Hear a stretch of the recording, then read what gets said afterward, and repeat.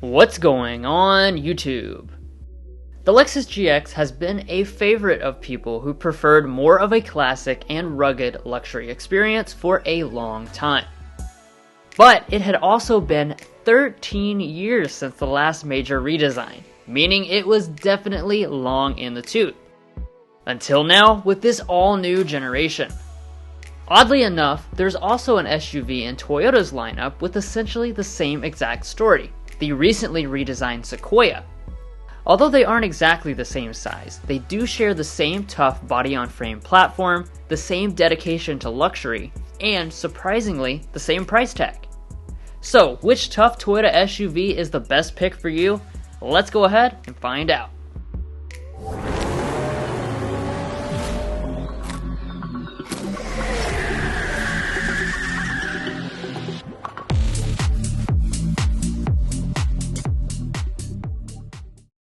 Now before we get into the comparison, let's get into the pricing, which I think will surprise you. Beginning with the all-new GX 550, we have the fully loaded version, which is called the Luxury Plus trim. This version starts at a bit under $80,000, but after we add a few options, we arrive at $83,895. What I think will surprise you is the Sequoia's price tag being nearly identical. This loaded Capstone also rings in at over $83,000.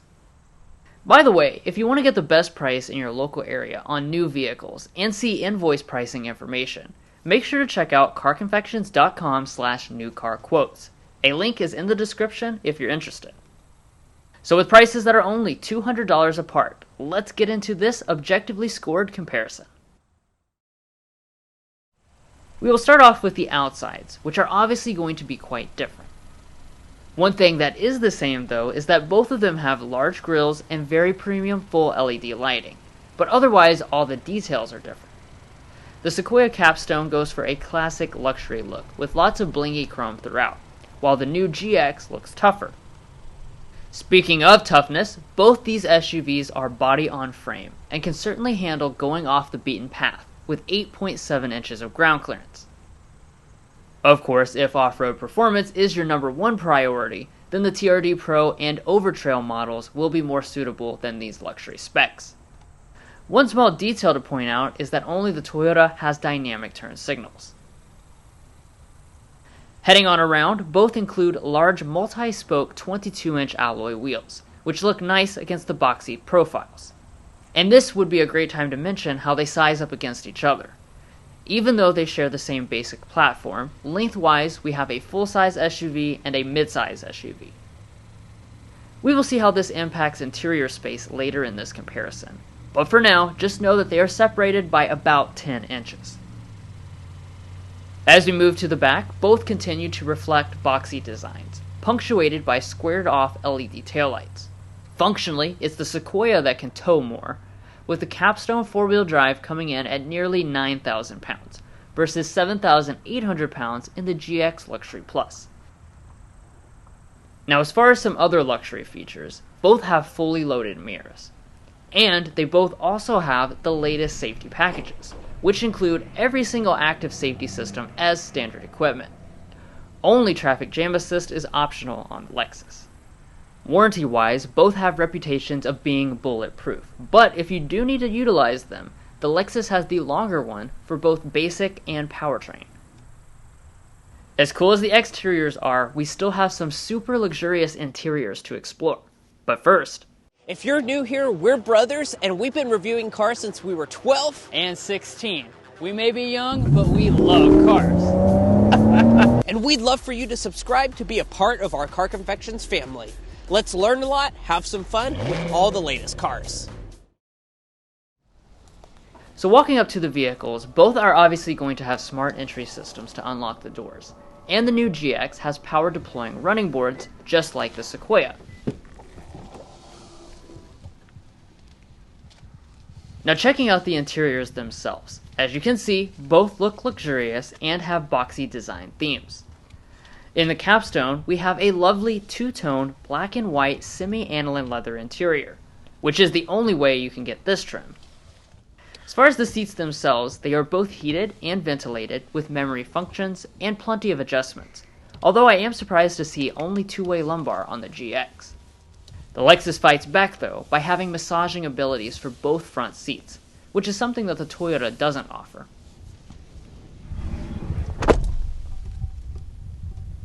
Let's fully climb inside and talk about the overall cabin materials. This, like the lumbar, did take me by surprise because in many ways is the Toyota that delivers more luxury. You can visually see that it has a lot of real walnut wood trim throughout the cabin, while the Lexus only has a limited amount on the center console. The Toyota also has leatherette trim across the tops of the door trims and dash, while the GX uses a soft touch plastic instead. Overall, while both are nice, the Sequoia will leave you feeling a bit more spoiled.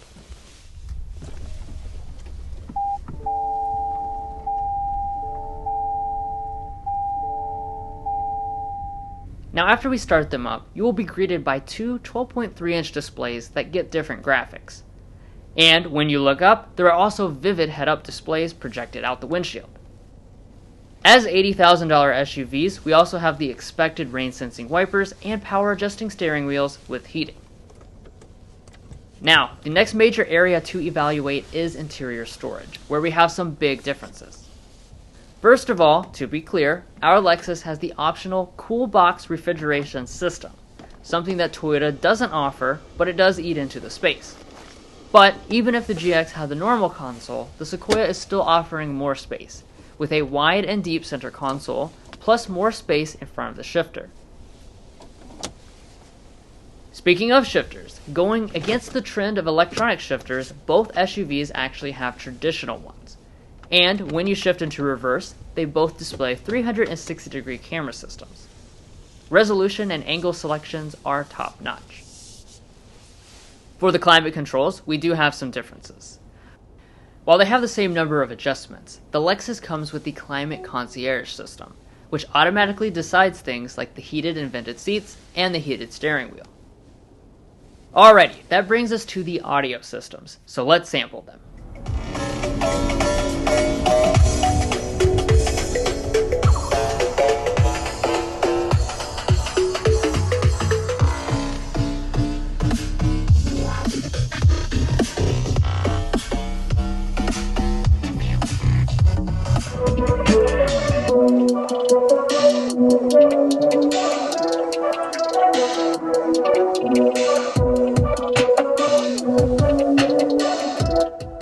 The Sequoia's JBL is decent, but the GX's 21-speaker Mark Levinson sound system is truly top-notch and really impresses. Now moving on to the screens, these are obviously very important aspects of a modern interior, and they are largely the same. In both the Toyota and the Lexus, we have 14-inch touchscreen panels, but I do think it should be noted that the climate controls take up a decent amount of the GX's real estate, so the Sequoia's screen is what feels larger. Both of them, though, are running the latest version of Toyota's new software, which includes built-in dynamic navigation, as well as wireless Android Auto and Apple CarPlay. Up above, both SUVs include digital camera rear-view mirrors, and both of them also have panoramic sunroofs, but with some differences. In the Lexus, it's actually a single piece of glass that cannot open like the Sequoia, but it also has a cool technology that it can turn opaque or clear at the touch of a button. Even though both are large SUVs, one is considered a midsizer and the other a full-sizer. So now that we are in the back, you are obviously going to see some differences here. Starting with official specifications, the Toyota will have about 3 inches more legroom and 3 inches more headroom in the back. Both of those differences are above the 5% threshold required to score a point. But there's still a lot more to talk about in the rear. We have captain's chairs on both examples today, along with climate controls, heated seats, and window sunshades. The seats are also ventilated on the Sequoia, but not on the GX. Under the climate controls, the Toyota has an additional household power outlet beyond the USB ports. Now let's move on to the third rows. First and foremost, the GX can only seat 2 across for a total of 6 passengers as equipped today, while the Sequoia goes 3 deep for a total of 7. Now as far as space and comfort in the way back, both have pretty good legroom measures, with the Toyota having about a 6% advantage when its sliding seats are pushed all the way back. Headroom measures are the same, and neither of them have great thigh support due to the tougher old-school suspension setup both have gone to. Features-wise, both have USB ports, but only the Toyota keeps sunshades back here as well. Moving around to the cargo, both have hands-free power tailgates and can pop the rear glass independently. Once open, the Sequoia's extra length pays dividends. Each of the 3 seating configurations has more space in the Sequoia, and maximum cargo capacity ends up with a 12% advantage. But now, let's take them out on the road and see how they stack up there. Throughout the video, some things these two have in common and some things they don't, and the same principle applies here under the hood. The engine you find is part of the same twin-turbo V6 family, but the Toyota is also hybridized. While the GX is also promising to have a hybrid, there are no details about that model currently, so for now, the Toyota will have about 20% more power.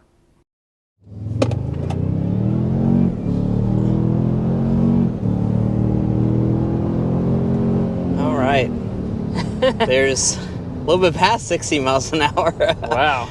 Dang, I think the Sequoia knew it was on camera. That's faster than it has been for the rest of the week. Yeah, I mean, when you go full throttle, honestly, Yeah. I mean, of course, day-to-day driving, you don't go full throttle that often, but yeah, full throttle, that torque tickled me belly.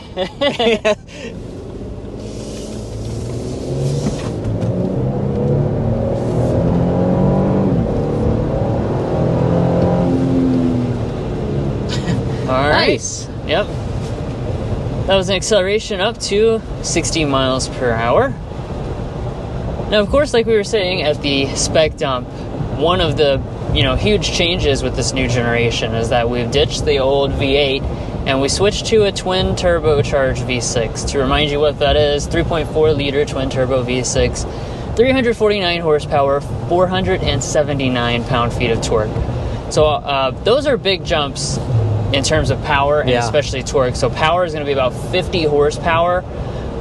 Torque figure is over 100 pound-feet. Yeah, I think it's about 150 pound-feet difference compared previous gen to this one. As far as the transmissions are concerned, both have the same 10-speed automatic transmission, which is nice and responsive. It's kind of more gingerly taking off there. I do want to talk about your 10-speed automatic transmission that you have on board with this Sequoia. So it's a very good transmission. Certainly, we've had no issues with it over the past week. It gives you exactly the power that you need when you need it. So I really have nothing else to say. And in the times that you don't need a bunch of power, it just blends right into the background.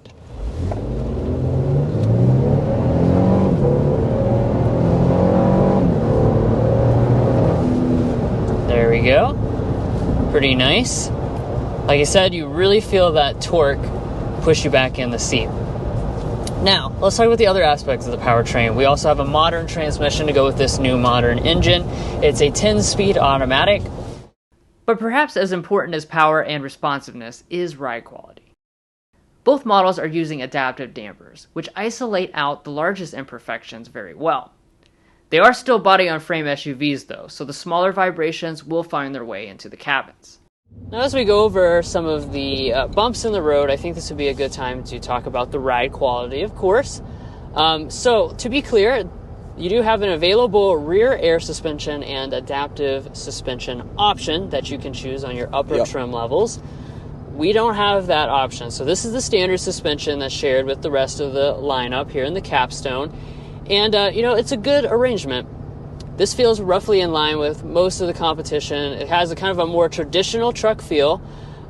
So if you're comparing to something like a Tahoe with the optional air suspension, it's not going to be comparable to that. It is definitely going to be a little bit rougher than that. Now that we've accelerated up to speed, I do want to just go ahead and talk about your ride quality here. The ride quality for this Lexus GX, we've driven the Overtrail at this point, and also now we're in the Luxury Plus, so this is the most luxurious version of the GX. it is still a body-on-frame platform. So you will notice that when it comes to your ride quality. So if you're comparing this to something like a BMW X5 or Mercedes GLE, this is going to have a little bit worse of ride quality. You feel some vibrations going on, but honestly, I think a lot of you guys like that truck feel. Here at Car Confections, something we like to do is take a sound level reading for all the models we test so that we can compare them. At 55 miles per hour, the Sequoia has a pretty serene environment, measuring in at 57.9 decibels. The GX comes in at 59.6 decibels, although this is an unofficial measurement since we had to take it on a rough Arizona road during a recent press trip. We still wanted to include this for your reference until we get a GX back to Kentucky for another official test.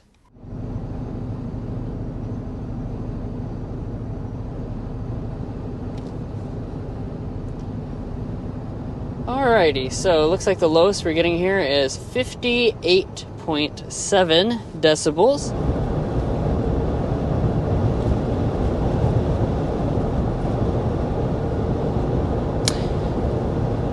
And we've settled in at an official Car Confections sound level reading of 59.6 decibels for the Luxury Plus version of the GX.